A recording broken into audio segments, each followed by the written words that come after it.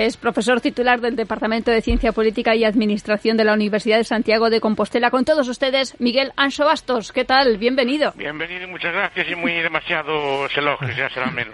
Tienen razón sus amigos. Yo sé que no le gusta al profesor Bastos. No me gusta.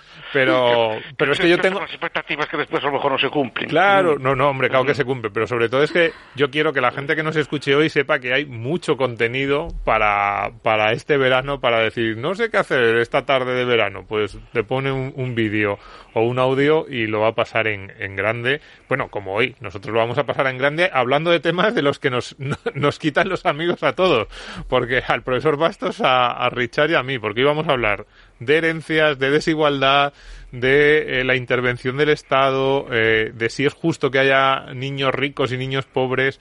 Y pues de todo eso queríamos hablar con usted, profesor. Yo casi empezaría planteándole esa imagen, que es la imagen central que se suele plantear para justificar el intervencionismo.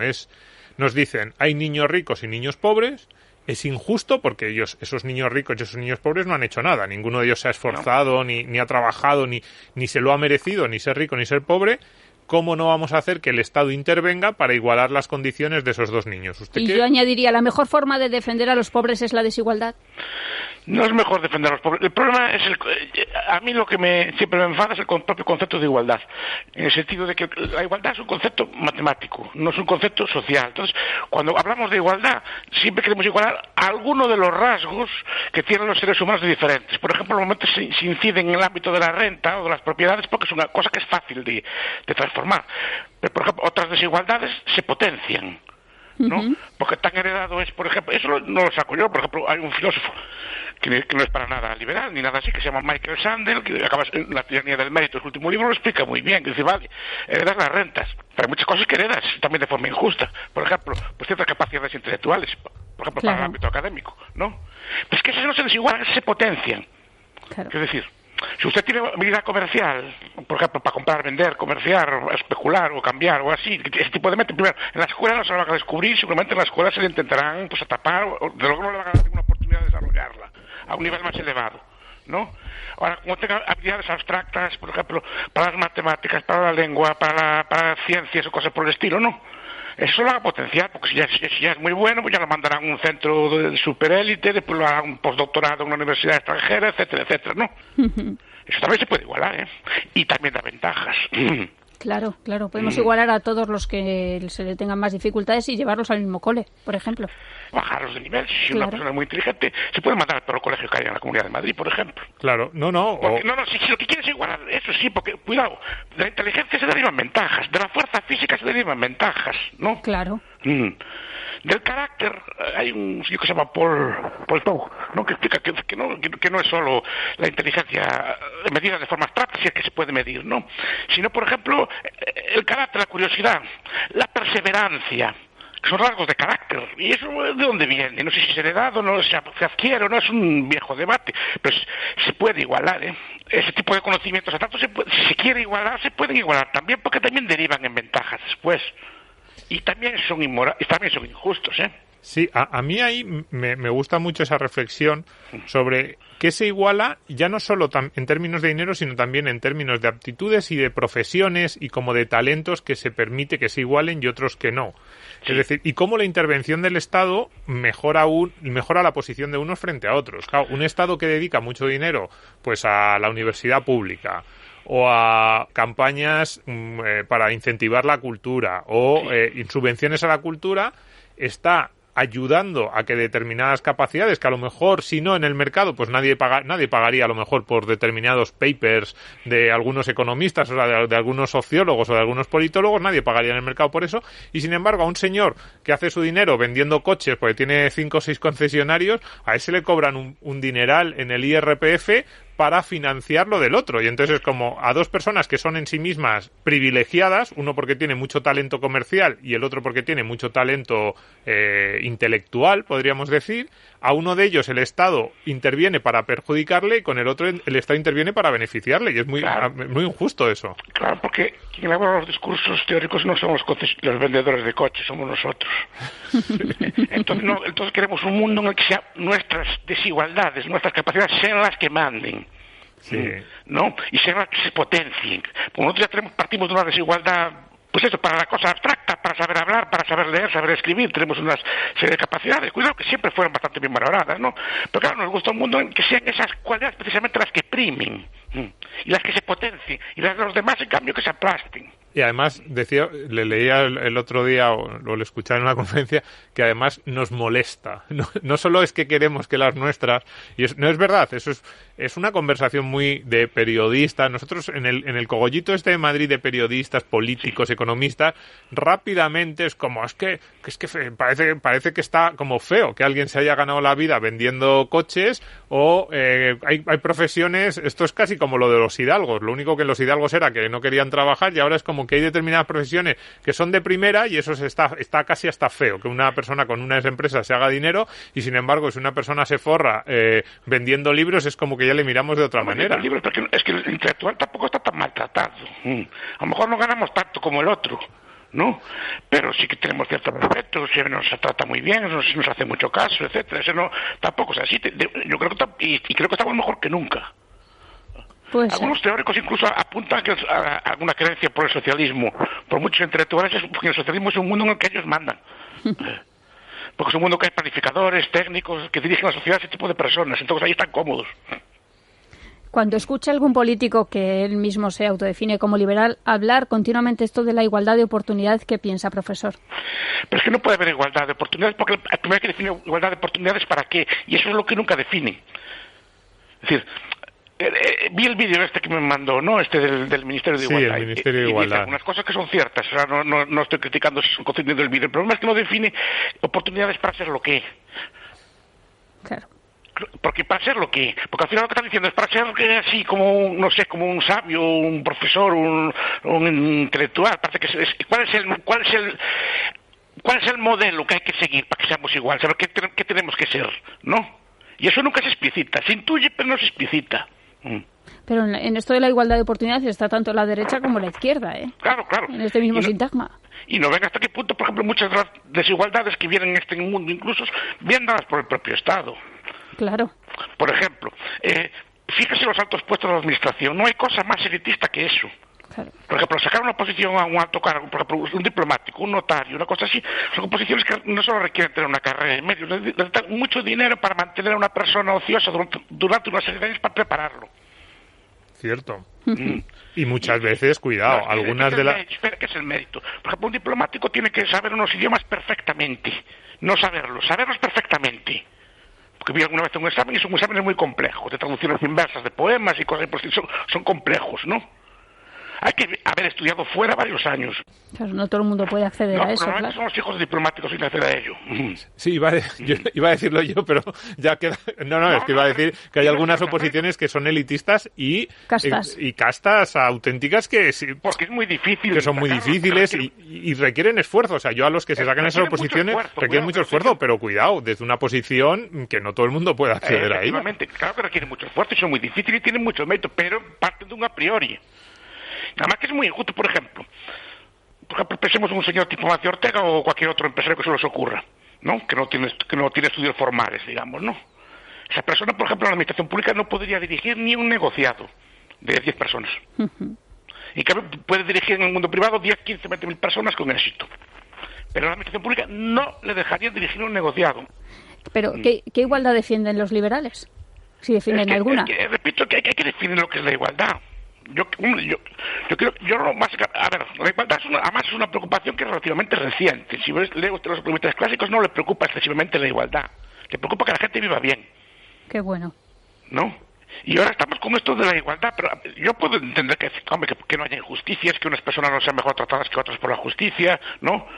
Que al hijo del rico yo no le puedo poner mejor nota que al hijo del pobre, ese tipo de cosas, ¿no? De tratamiento, de dignidad, digamos, ¿no? De no humillación, eso es lo que entiendo yo, pero no entiendo a qué se refiere eso con de igualdad, porque repito que es un concepto matemático que tiene difícil encaje en las ciencias sociales y se convirtió en un mantra y se refiere única y exclusivamente a la renta. Si leo a otros economistas viejos como Fred Hirsch, que es un economista marxista muy interesante, ¿no? En los límites sociales de crecimiento, que es un libro, claro, dice que hay igualdades que son irreductibles, que desigualdades que son irreductibles, que no pueden igualarse por mucho que se quiera, ¿no?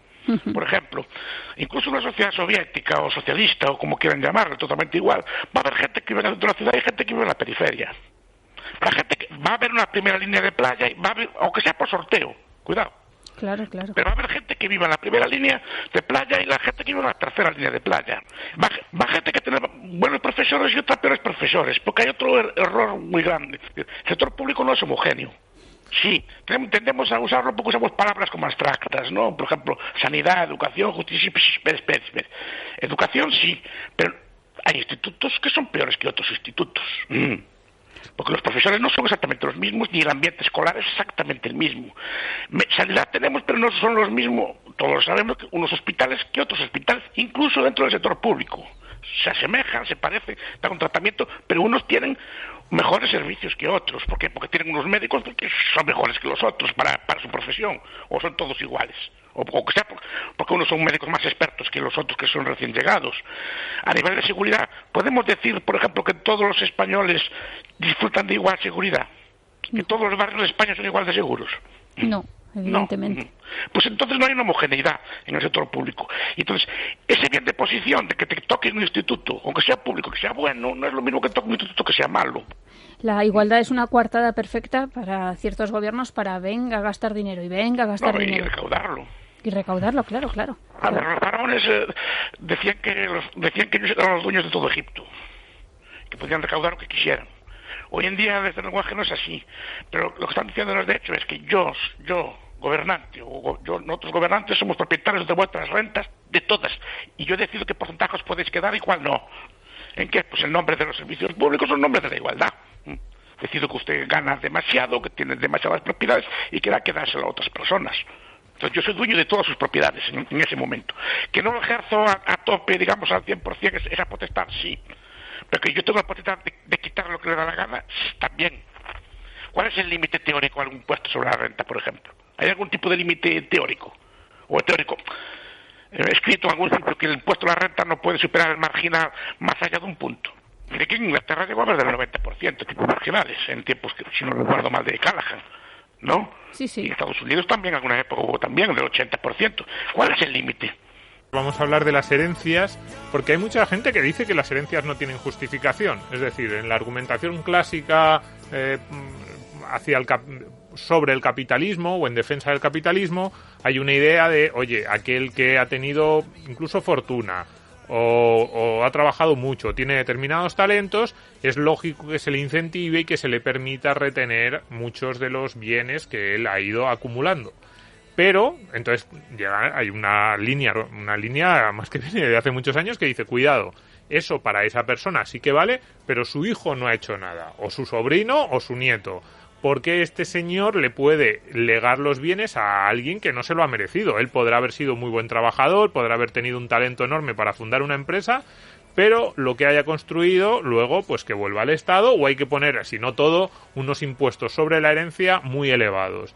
A mí me gustaría preguntar al profesor Bastos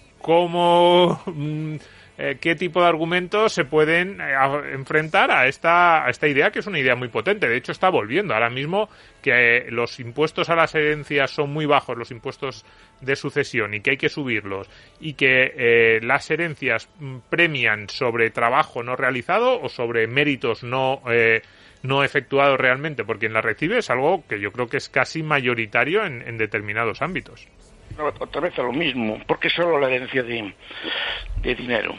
Quiero decir, bueno, a lo mejor un constructor lo que le puede legar es dinero, pero un profesor de universidad o así le puede enseñar varios idiomas al niño, le puede dar una educación exquisita en casa, le puede enseñar educación musical sin salir de casa, le puede dar una red de contactos, le puede enseñar las habilidades sociales que a lo mejor no se le puede enseñar al otro, y eso no da ventajas también. Claro. Por eso, por ejemplo, Young, ¿no?, en la auge de la meritocracia, que es uno de los libros que discute estos temas, dice que la plena decoración solo puede ser eliminando la familia, no solo la familia, incluso las parejas. Tendría que haber una especie de control selectivo sobre las parejas, pues llegando al absurdo, que si quiere igualar todo, ¿no? Porque usted hereda, por ejemplo, muchos bienes de forma injusta, te repito, muchos bienes son culturales, o contactos, relaciones, actitudes hacia el mundo, ¿no? Y eso, después, el control de la herencia de bienes es el momento que se suele usar, bueno, es que si no se hiciera así, pues o bien se desinvestiría capital al final de la vida, es decir, las personas sociales literalmente gastarían sus herencias. Claro.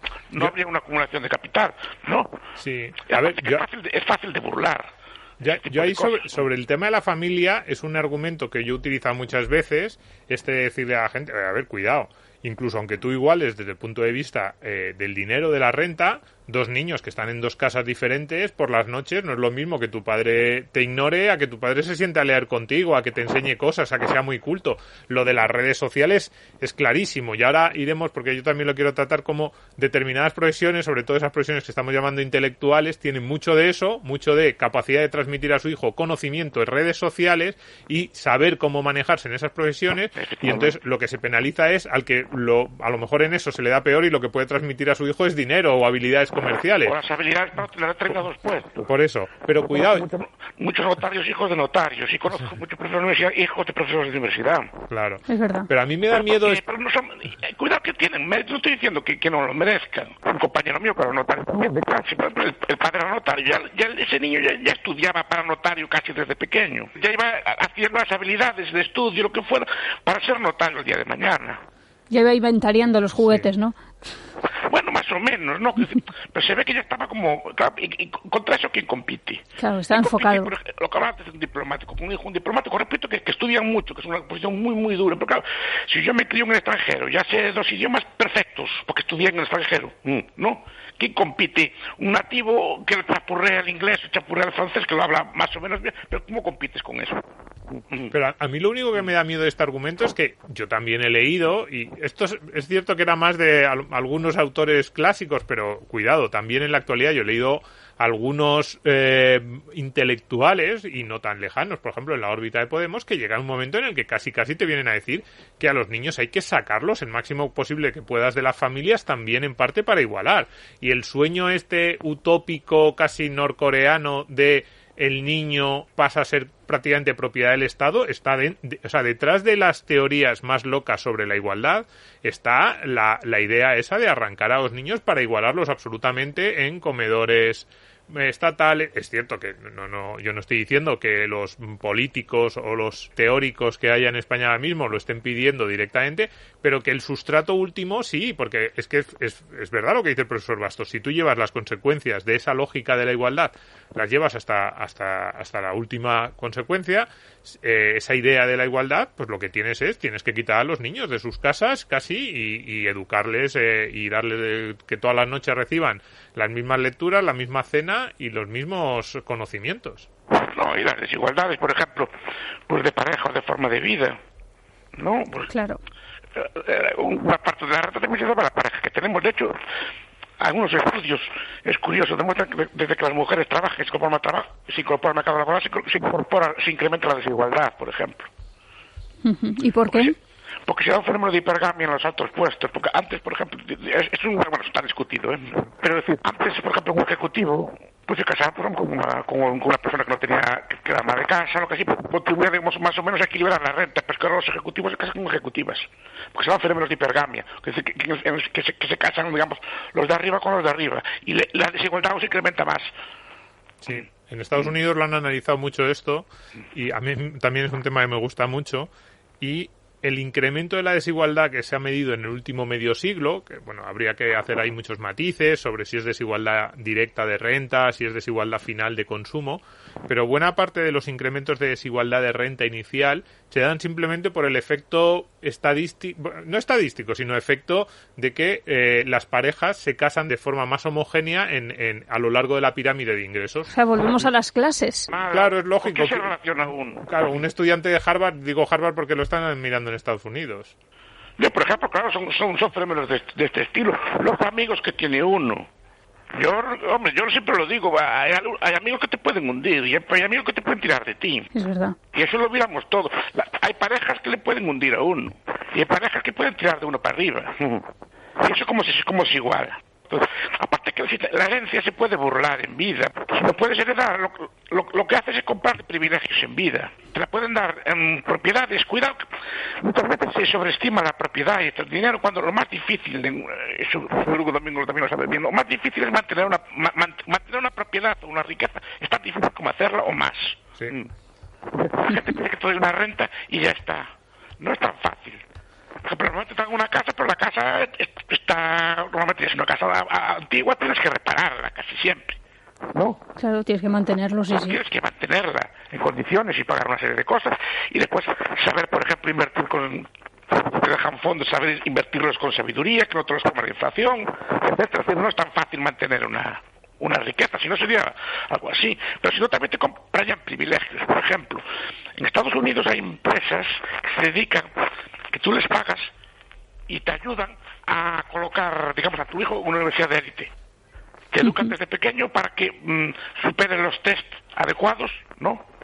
Para entrar a las universidades de élite. A lo mejor pero pagas 50, 60 o 100.000 euros durante toda tu carrera para que entres en esa universidad, por ejemplo. Cierto. Ahí hay una idea muy interesante, la apuntaba el profesor, esto de que si tú pones unos impuestos a las herencias muy altos, lo que va a ocurrir es que la gente se va a gastar el dinero antes de morirse, evidentemente, y muy probablemente se gaste algo el que gana el dinero en sí mismo, pero también se lo va a gastar en sus hijos y en los que le darían. ¿Cómo? Pues eso, a lo mejor dándole más información, haciéndole regalos, gastándose el dinero en redes de contactos que a lo mejor ahora mismo dice, bueno, yo ya le dejo el dinero a mi hijo y ya luego él que se busque la vida. Si sabes que la herencia que tú le dejes se la va a quedar el Estado con un impuesto a las herencias muy altas, a lo mejor dices, bueno, pues entonces me lo voy a gastar todo.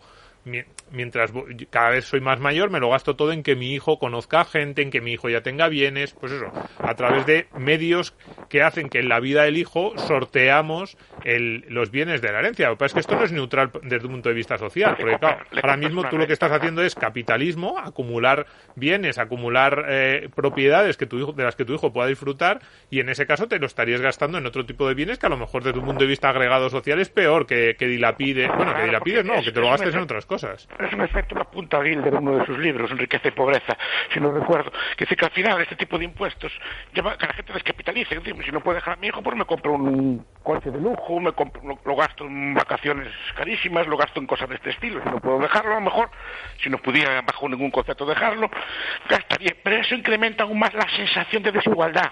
Claro. Al final el meollo es el Estado, es el gran depredador y el problema. Claro, pero al final tú lo que ves es un montón de gente con coches de lujo, ves un montón de gente con abrigos de piel, ves un montón de gente con joyas, que no las verías si pudiera legárselo a su hijo. Pero la gente lo que ve es esa sensación de desigualdad, porque son más visibles esos elementos de desigualdad.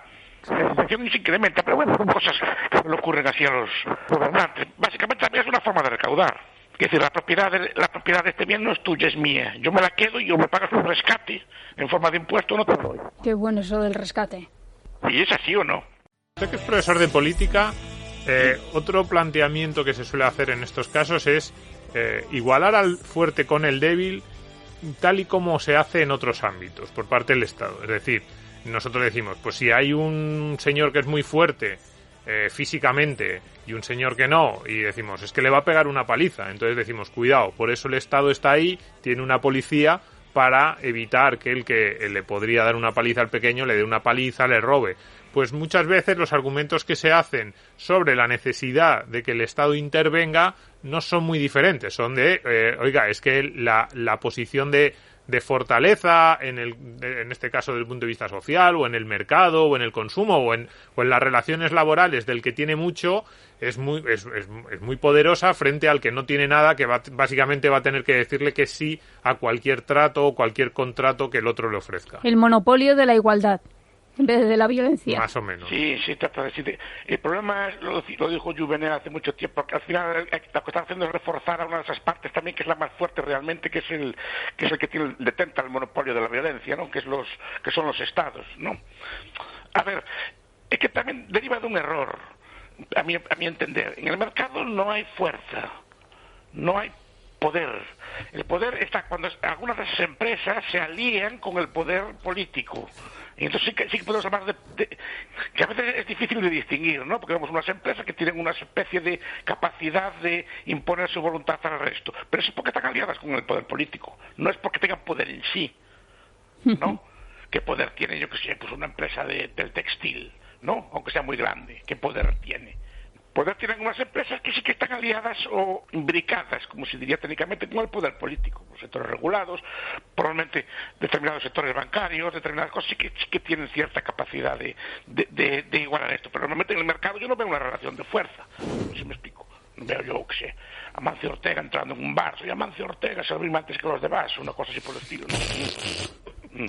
No imagino yo ese tipo de situaciones. O véndeme el pan más barato, que soy Amancio Ortega, ¿no? Me dan el precio al mismo precio que los demás. No veo dónde está esa fuerza, ese poder, esa capacidad de intimidación que tiene una empresa como tal. Otra cosa que está aliada con el poder político, es otra cuestión. Pero esa idea de fuerza, de desigualdad, así no, es una idea que parte de la retórica que tenemos normalmente sobre el mercado, ¿no? Pues una especie de seres como muy malos que mandan mucho y que tienen muchísimo poder y cosas por el estilo. Poder en el sentido del físico. En el mercado realmente, en estricto sensu, no hay poder. En el sentido de que un patrón no puede ir a buscar por la fuerza a su trabajador y llevarlo a trabajar si no quiere, por ejemplo. No hay ese tipo de relación, y un comerciante no me puede meter en su tienda a la fuerza. Otra cosa es que esté aliado con el gobierno y el gobierno impida que haya competencia en esa empresa, que es muy distinto. Sí, a mí en ese sentido me hace mucha gracia siempre que el poder evidente, el poder del Estado, que es un poder basado en la violencia, se minimiza, es como incluso se oculta, y sin embargo poder muy blando, yo estoy de acuerdo con el profesor que no se puede hablar de poder, pero que como si acaso sería el poder de la influencia, pues por ejemplo las grandes empresas que se gastan mucho dinero en publicidad o que tienen una cuota de mercado relativamente alta en un sector, ese se maximiza y es como que somos esclavos de quien simplemente nos pone anuncios en las calles para tratar de atraernos a sus tiendas. Cuando escuchas a nuestros políticos parece que somos marionetas en manos de esos empresarios que, bueno, pues eso, ponen anuncios y sin embargo no somos completamente libres y estamos en pie de igualdad con los que realmente tienen el poder de decidir que un señor aparezca con una escopeta en nuestra casa, con una pistola y nos lleva a la cárcel. Y es como, hombre, si soy súbdito de alguien, soy del de la escopeta, no del otro. O que decida cuánto podemos ganar o cuánto no podemos ganar o ese tipo de cosas así, ¿no? ¿Cuál es la renta correcta que tenemos que tener? Cierto. O cómo tenemos que educar a los niños, ¿no? Y luego la cuestión de... a mí hay otra idea en la igualdad que me parece muy interesante, que es que se establece la igualdad pero solo en determinados ámbitos. Yo esto lo discuto, es uno de mis argumentos clásicos con mis amigos cuando, no, es que hay que aumentar la igualdad, no sé qué, y les digo rápidamente, pero tú el primero.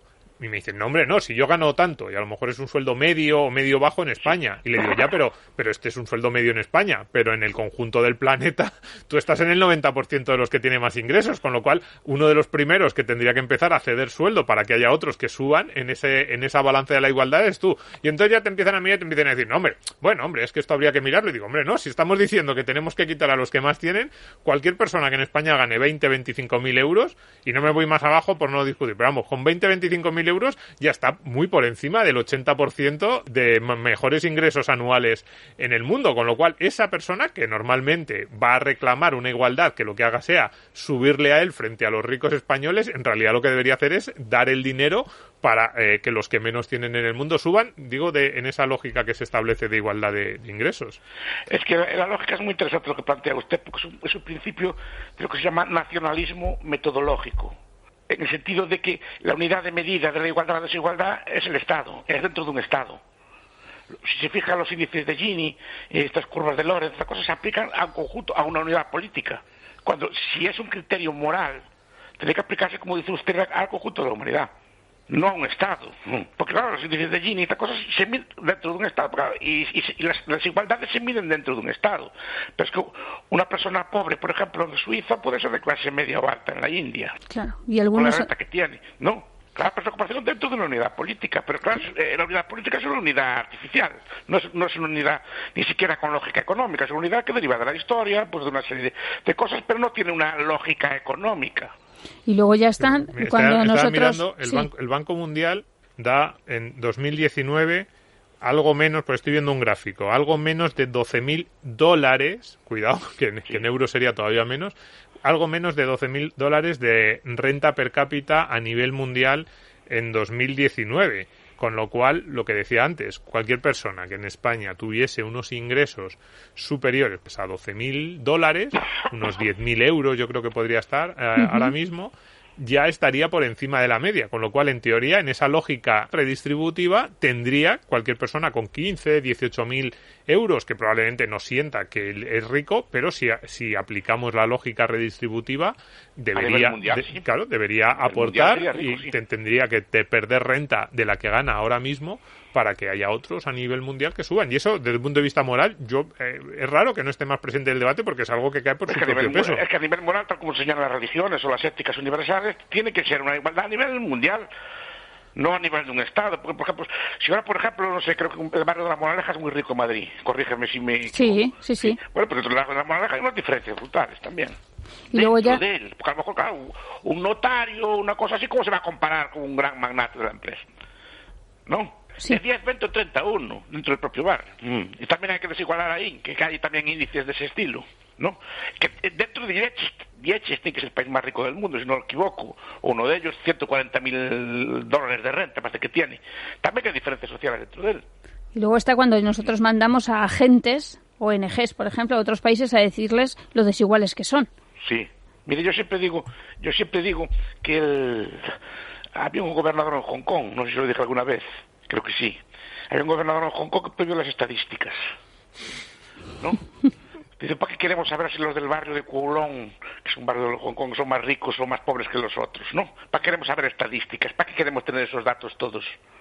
¿Cuál es la lógica de saber si unos sitios son más ricos que otros, unos colectivos son más ricos que otros? Entonces, la lógica es una lógica de conflicto, es una lógica de intervención, es una lógica al final, de querer saber esas cosas para igualar, equilibrar, ¿no? Es una lógica así como de nivelador. Si no sabemos esos datos, si no molestamos en ellos, seguramente la gente prosperaría igual y no se preocuparía de estas cosas, porque estas cosas al final son conflictuales. Porque cuando usted establece estadísticas entre cualquier colectivo, rubios y morenos, por ejemplo, ya establecería, ¿por qué los rubios ganan más que los morenos o los morenos que los rubios? No. Ya empezaría a buscar lógicas, discriminaciones y cosas por el estilo, y ya intentaría establecer impuestos. Y eso se hace muchas veces para poder intervenir. Claro.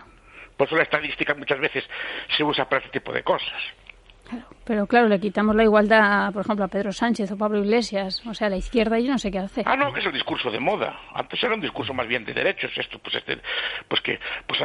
igualdad de derechos, por ejemplo, de las mujeres, que es muy digno, de igualdad de derechos de las minorías raciales, etcétera, que fueron luchas históricas del ser humano, ¿no? Pero no eran luchas de igualdad, eran luchas de dotar de una dignidad en los derechos como las demás personas, pero no pretender igualar en rentas a todo el mundo. Cuando empiezas a establecer esos criterios, empiezas en este tipo de cosas, ¿no? Yo creo que ahí sí que con lo de acabar con las estadísticas, ahí sí que ahí ya nos quedamos sin oyentes. Yo estoy bastante de acuerdo, pero si hay algo ahora que parece que no se puede discutir es la tiranía de los expertos. Yo lo llamo la tiranía del Excel, porque ahora son todo políticas basadas en la evidencia. Esto nos encanta.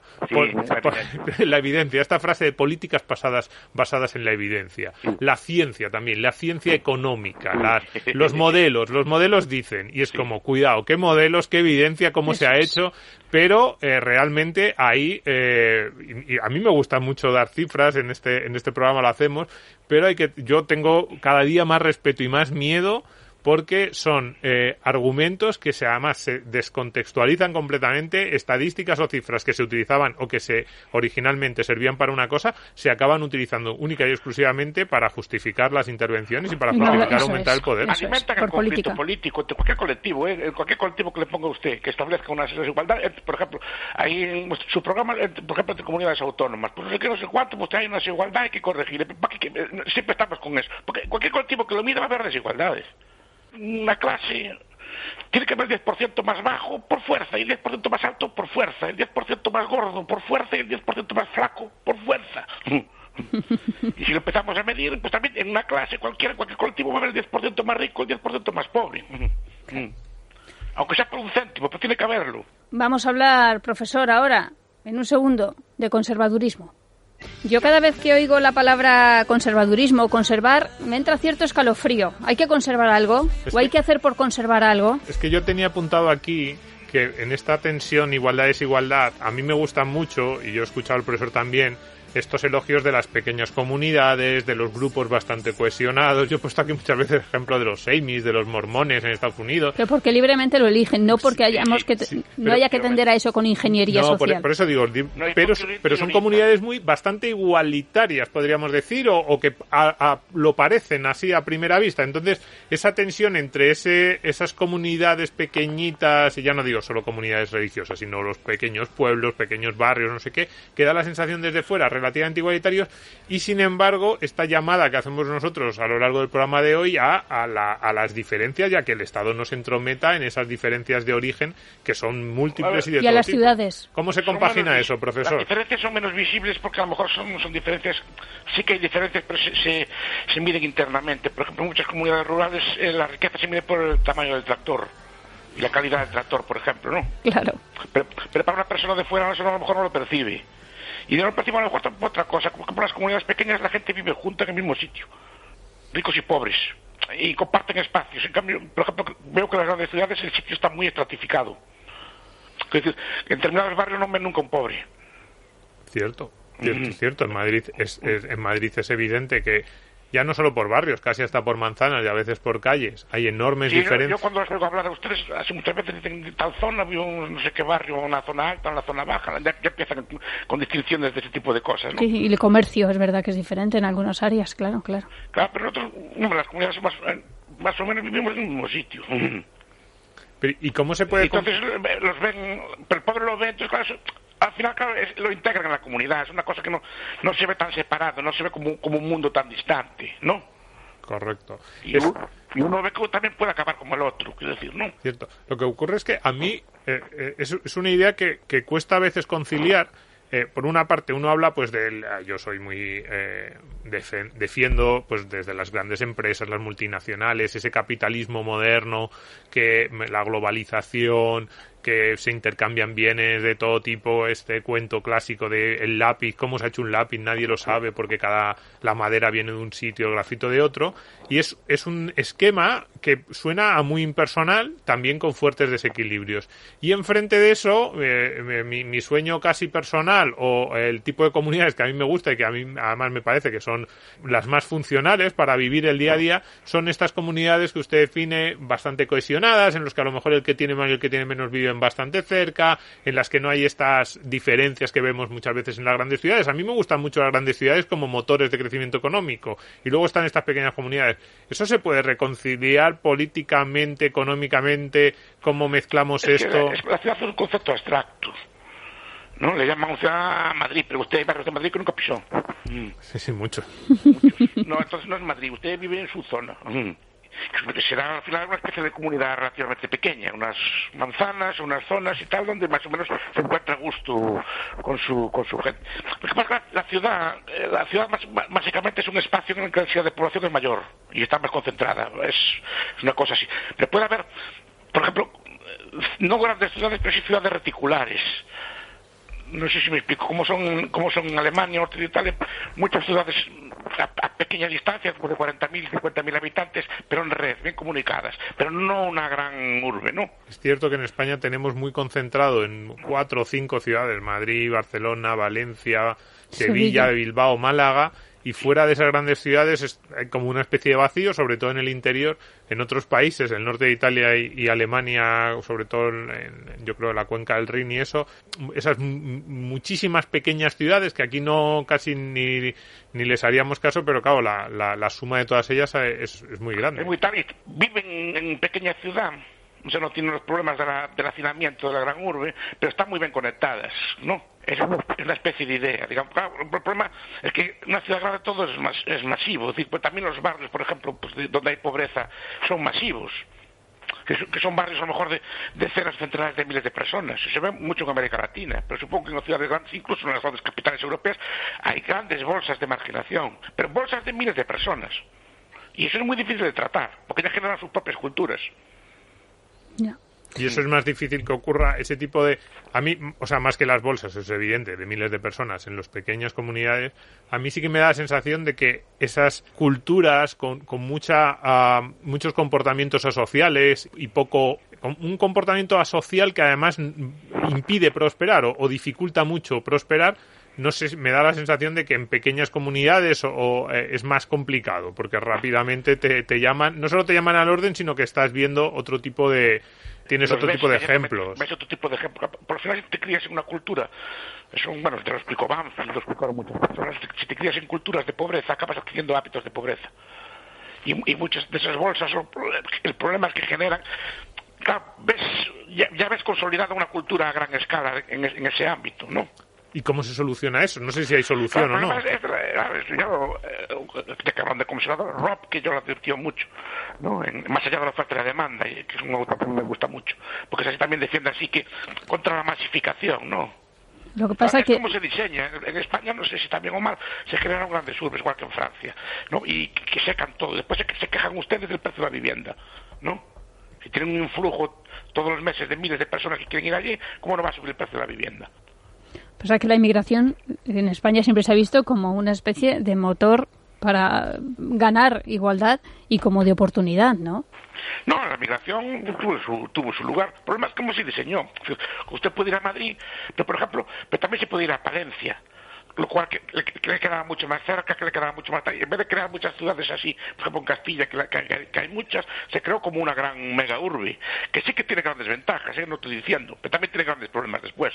Yo siempre he tenido la sensación que en los pueblos, si eres pobre, vas a ser pobre como siempre, si eres rico, ese estatus lo vas a mantener, o sea que es mucho menos porosa. Es menos porosa, hombre, cuando había mucha intervención. Pero, repito, por la desigualdad, no digo que no la haya, es de otra naturaleza. No sé si es más soportable o no. Claro que hay cosas. Y en la ciudad, efectivamente, puede haber ascensores sociales y puede haber otro tipo de mecanismos. No estoy criticando las ciudades per se, ¿no? Pero sí que también se engendran ese tipo de grandes segregaciones entre personas, ¿no? Que son a lo mejor los que hacen mucho más visible la desigualdad. Es decir, una persona que a lo mejor vive en un barrio, en una favela de Río, ya no poner ejemplos españoles, ¿no? Pues claro, normalmente cuando accede a los barrios prósperos no está cómodo, no está allí, se ve como un mundo totalmente distinto y a lo mejor genera mucho más resentimiento que otro tipo de cosas, ¿no?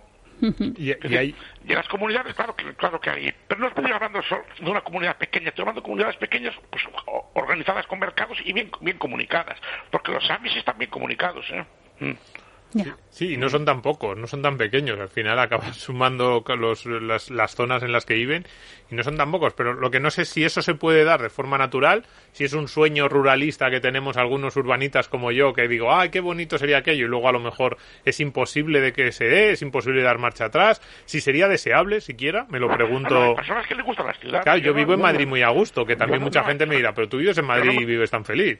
Y, hombre, el trabajo que hacemos aquí no se podría hacer. Sería complicado. Claro, hay personas que les gusta la vida urbana. A mí no. Por ejemplo, yo no, tal como soy yo, no me gusta ir por un sitio que veo miles de personas y no conozco ninguna. Que no veo una cara amiga, vale. No. Cuando ando por donde soy yo, pues veo caras amigas que me hablan o tal, o incluso enemigas que pasan personas, yo soy algo. No, soy algo. Le caigo bien o le caigo mal, pero soy algo. Claro. No, existo. Allí sí, mucha gente y tal, muy amable, porque yo no tengo quejas de Madrid cuando voy, soy gente muy amable, pero claro, a esta gente no le importo nada, no soy nadie, es decir, hay gente que le gusta, no es que no sea nadie, es que no veo a nadie con quien tomar un vino. Ya, ahí fíjate, que me encuentro casualidad, este tipo de cosas que me encuentro en mi ciudad, ¿no? Pero esta es una reflexión muy, casi estamos ya en términos filosóficos, pero es una reflexión que me gusta mucho, sobre el tema de la igualdad. Es decir, en las ciudades, que probablemente sea donde más desigualdad de renta haya, esta sensación que tiene el profesor y que podemos tener muchos habitantes, que hay momentos en los que todo es igual, todo es una especie de masa amorfa, donde no conoces a nadie, nadie te conoce a ti, todo el mundo es igual, sabiendo que a lo mejor las diferencias de renta entre esa multitud que ves en una calle son enormes, porque puede haber un pobre, y sin embargo, en esas pequeñas comunidades, la desigualdad es evidente. Todos y cada una de las personas que te cruzas son desiguales, y sin embargo es una desigualdad que es positiva en el sentido de que individualiza, que conoces y te conocen frente a la desigualdad de la ciudad, que es una desigualdad puramente estadística dentro de una masa, dentro de una sensación de uniformad, todos detrás de una ventana. Pero yo no sé si ese conocimiento no te quita libertad. Claro, no sé si es bueno o malo. También mucha gente dice que en los pueblos hay muchas... En las ciudades las desigualdades se visualizan de forma secundaria. Es decir, usted tiene que exhibir su estatus de forma secundaria. Tiene que exhibir, si quiere, determinados ámbitos, círculos o lo que sea, pues tiene que ir vestido de determinada forma, con determinadas marcas, tener determinado tipo de auto, tener determinado tipo de acento incluso. No sé si me explico, ¿no? Aquí todos nos conocemos, no hay que exhibir nada. Todo el mundo sabe quién tiene y quién no. No, quién tiene y quién no. Y quién es listo y quién no. Ese tipo de cosas que veo en los clubes de Madrid que le ponen que no tienen que entrar, en la taberna de aquí entra todo el mundo, el rico y el pobre.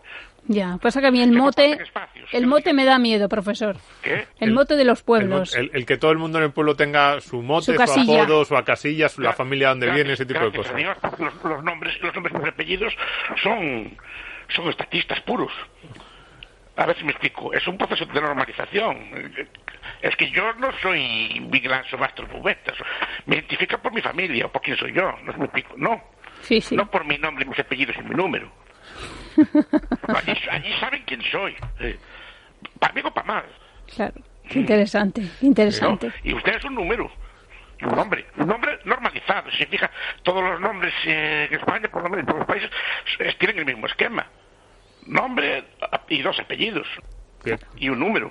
Y un número. Lo del número... Pero aquí no, este neto es el nieto de la señora tal que vive, sabe, es así. Y así me identifican. Para que un estado así no me puede buscar.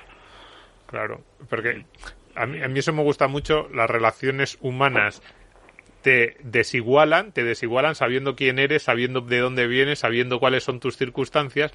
El Estado unifica hasta el punto de que el Estado nos trata con un número. Eso yo se lo he escuchado muchas veces al profesor Bastos. Te da un poco de miedo, pero también es verdad. El Estado, que es la gran máquina de os voy a unificar, os voy a igualar, no os preocupéis porque yo os voy a igualar, y al final lo miras y dices, ¿cómo nos igualas? Reduciéndonos a un número, y es lo único que te importa. Ese número y las estadísticas que rodean a ese número, de ingresos, de dónde vives, de cómo es tu casa, porque es casi lo único para lo que se mete el Estado en contigo. Es qué es lo que tiene ese número asociado, qué otros números tiene, que son estadísticas, y así te voy a tratar. Y da un poquito de miedo. Y le salen sus cosas. Si dice el nieto del señor Bastos o el nieto del señor Eusebio con mi mote o lo que sea de mi familia, ¿no? Sanotes, ¿no? Por ejemplo. Ahí no me busca. No me es capaz de encontrar. Claro. Aquí en Madrid, es verdad, tiene usted razón, que lo que ayuda, por ejemplo, al final a la gente que más lo necesita, la unidad de ayuda, por ejemplo, es la parroquia. Muchas veces. La parroquia del barrio. O los amigos la del que conoce. Sí, si no, amigos del trabajo, amigos que no viven cerca. Pero es verdad que muchas veces y eso cuesta en las ciudades, muchas veces esa sensación de no sé nada del vecino de enfrente, no sé nada del vecino. Distrito a pedir ayuda, o una bolsa de comida, es imposible. Ya no te digo del vecino de la puerta de al lado. Yo pues, conozco a gente en los vecinos, pues en mi comunidad de vecinos, pues siempre conoces, pero esa sensación de todo el mundo sabe quién soy, todo el mundo sabe lo que yo puedo necesitar, todo el mundo sabe mis circunstancias personales, yo solo la tengo en mi segunda residencia, que efectivamente es un pueblo pequeño. Y yo ahí tengo una tranquilidad en ese sentido que no tengo en Madrid. De todo tipo, me pasa algo malo y podría llamar a cualquiera de estos y respondería. Y sabrían no tendría que explicarles, te tengo que dejar a 2 niños pequeños, porque ya saben que tengo 2 niños pequeños, de qué edades, casi hasta si son buenos, malos, traviesos o muy obedientes. Y ahí, ese es un punto que no sé si los urbanitas idealizamos mucho, pero es así. Es un debate que hay. No me quiero meter en eso porque no es un debate científico, es un debate de sensaciones, ¿no? Sí. Claro, es verdad. Es verdad. Solamente ya para acabar, profesor. Sí, la última pregunta. La última, ahora el debate político es respecto a la igualdad, sabe que está en el género, y ya hemos dado un paso que ya no hablamos ni siquiera de la igualdad, sino de la anulación. Bueno, el Estado necesita categorías. Y esta ley trans, por ejemplo, es una cosa que puede tener una cosa positiva que no se elimina. Mire. Nunca lo había mirado así yo. Necesitas clasificarte, necesitas saber si eres hombre o mujer, si eres rico o eres pobre, para hacerte un montón de cosas, ¿no? Uh-huh. Si tú eliminas las categorías, por eso yo creo que esta ley la van a morir pronto, ¿eh? Sí. Sí, porque les hace mucho daño. Las feministas, las de izquierda se dieron cuenta, las primeras, ¿no? Sí, les claro. hace mucho daño. Y esta ley en este aspecto, si elimina categorías, claro, usted tiene que clasificarlo, incluso para prisiones, para antiguamente para pensiones de edad, lo que antiguamente, ¿no? Tienen que clasificarlo, tienen que saber lo que es usted. Si es joven o es viejo, si es joven le dan una tarjeta, si es viejo le dan otro tipo de tarjeta, ¿no? Si no tiene datos de usted, ¿no? y este tipo de leyes eliminan este tipo de categorías, les meten en serio problemas. No, qué bueno, es verdad. Las feministas más clásicas lo vieron. Sí, claro, sí, en sí. el sentido de que, por ejemplo, todas las leyes de género las anula. Hombre, claro. Ya no hay violencia de género contra las mujeres, porque como no existen las mujeres... Claro. Se está hablando de superar el sujeto feminismo, claro. Por eso reaccionan. Es un debate muy complejo. Sí, muy interesante. Pues lo que no sé es un debate muy complejo, pero sí que esta ley es extraña, porque en vez de categorizar más, disminuye las categorías, las elimina. Tienes toda la razón, que es más propio de la izquierda, es verdad, categorizar. Sí, históricamente. Bueno, de hecho están peleados, están peleados por eso, sí. Una visión interesantísima. Siempre, no es verdad, yo no lo había visto nunca desde este ángulo, pero es que es verdad. Y esa tensión está claro que surge en parte por ahí, por la parte de las categorías y la cantidad de leyes que hay en España que categorizan por sexo o por género, ya no sé cómo se puede decir, o por edad, o por riqueza, o por edad, un montón de cosas. Pero es cierto que todas las que tienen que ver con el sexo ahora mismo se van a venir abajo a partir de esta ley trans y veremos a ver cómo reacciona la gente, porque claro, si tú tienes más ventajas a la hora de pedir una subvención, por ejemplo, si hay más subvenciones, o si se dice, vamos a guardar el 75% de las subvenciones para emprendedoras, pues al día siguiente va a haber gente que va a decir, oiga, voy al registro civil, me cambio de sexo y tengo más oportunidades de recibirla. Cuotas de partido, por ejemplo, las elecciones. Sí. Claro. Pues... No, digo, es un tema muy poliédrico, pero digo que me extraña que vayan en esta dirección. Es una ley un poco extraña. Sí, es verdad que es extraña, absolutamente. Y para muchas socialistas muchísimo. No, y para muchas personas de izquierda, porque es una ley que potencialmente les puede hacer mucho daño. Pues profesor, un placer, como siempre. Le deseamos un feliz verano desde este programa, desde este podcast. Muchísimas Volveremos gracias. a hablar en un año, si le parece bien. Pues sí, siempre es un honor. Y siempre animamos a sus alumnos a que le graben. Por supuesto. Usted no sube en un solo vídeo, pero vamos, le necesitamos en las redes. El profesor no se lo cree. Ese cree que lo decimos por quedar bien, pero no hay. Por ejemplo, en el último trimestre no hay nadie a quien yo haya escuchado más clases y más conferencias que el profesor Bastos. Bueno. Tanto en vídeos como en los audios cuando voy en el coche. Mis hijos ya me lo dicen. Me dicen, ¿van a poner otra vez a este señor que habla así con acento raro? Y yo, sí. Digo, a ver si se os queda algo. Es que además, respecto a la tecnología, podemos contar una intimidad y es que le ha fallado su propio móvil y se ha tenido que ir a hablar a casa de su madre, el profesor. Sí. Móvil no, el fijo, no sé qué le pasó. El fijo. Estaban con reparaciones. El fijo incluso. Sí. En fin, bueno, muchísimas gracias. Pues muchísimas gracias por el esfuerzo. Un abrazo enorme. Gracias, Hasta luego. Chao.